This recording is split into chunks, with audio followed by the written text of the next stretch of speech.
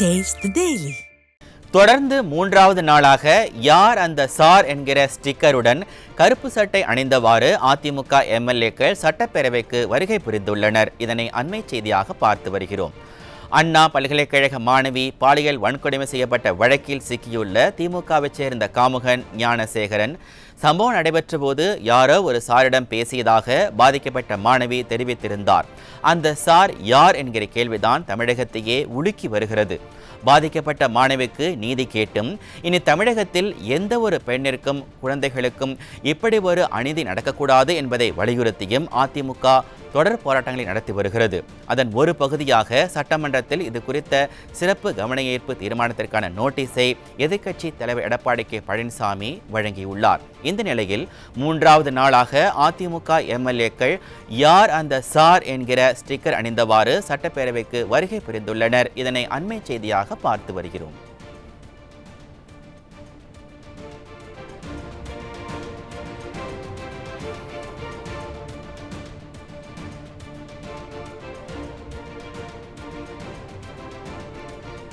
தொடர்ந்து மூன்றாவது நாளாக யார் அந்த சார் என்கிற ஸ்டிக்கருடன் கருப்பு சட்டை அணிந்தவாறு அதிமுக எம்எல்ஏக்கள் சட்டப்பேரவைக்கு வருகை புரிந்துள்ளனர். இதனை அண்மை செய்தியாக பார்த்து வருகிறோம்.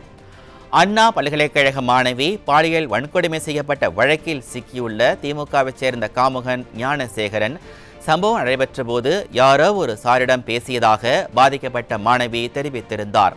அந்த சார் யார் என்கிற கேள்விதான் தமிழகத்தையே உலுக்கி வருகிறது. பாதிக்கப்பட்ட மாணவிக்கு நீதி கேட்டும் இனி தமிழகத்தில் எந்த ஒரு பெண் குழந்தைகளுக்கும் இப்படி ஒரு அநீதி நடக்கக்கூடாது என்பதை வலியுறுத்தியும் அதிமுக தொடர் போராட்டங்களை நடத்தி வருகிறது. அதன் ஒரு பகுதியாக சட்டமன்றத்தில் இது குறித்த சிறப்பு கவன ஈர்ப்பு தீர்மானத்திற்கான நோட்டீஸை எதிர்க்கட்சி தலைவர் எடப்பாடி கே பழனிசாமி வழங்கியுள்ளார்.